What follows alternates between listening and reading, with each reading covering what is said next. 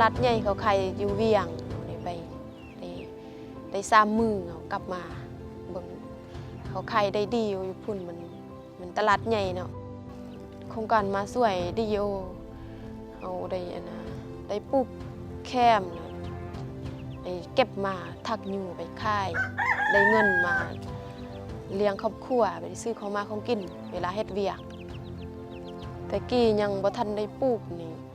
เวลาไปเก็บอยู่ปู่อยู่ป่ามันยากหลายคนได้ญาติกันบางมือบ่ได้เดี๋ยวนี้มานะ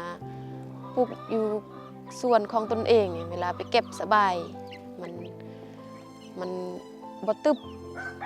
มีแต่โลเก็บแล้วได้แล้วมาเฮ็ดอันอยู่เฮือนอันนี้ของการ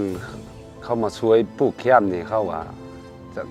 คือเอิ้นไปรวมเนาะจะเอิ้นเมียไปรวมแล้วมาเมียจะเบาเดี๋ยวนี้เฮาถือไปเฮียนเฮ็ดทั้งอยู่ทั้งย่างแล้วก็เขาจะบางเพียรให้เฮาปลูกแคมก็จะแนะนำวิธีปลูก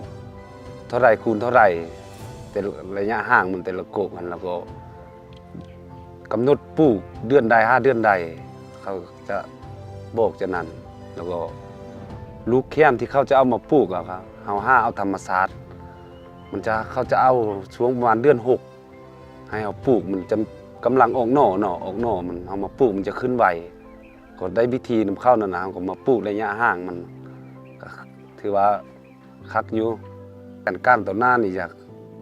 ใส่แคมกับมือเลื่อยนี่แหละให้มันอยากหลุดพ้นความทุกข์ยากการเฮ็ดไร่นิดนึงนะ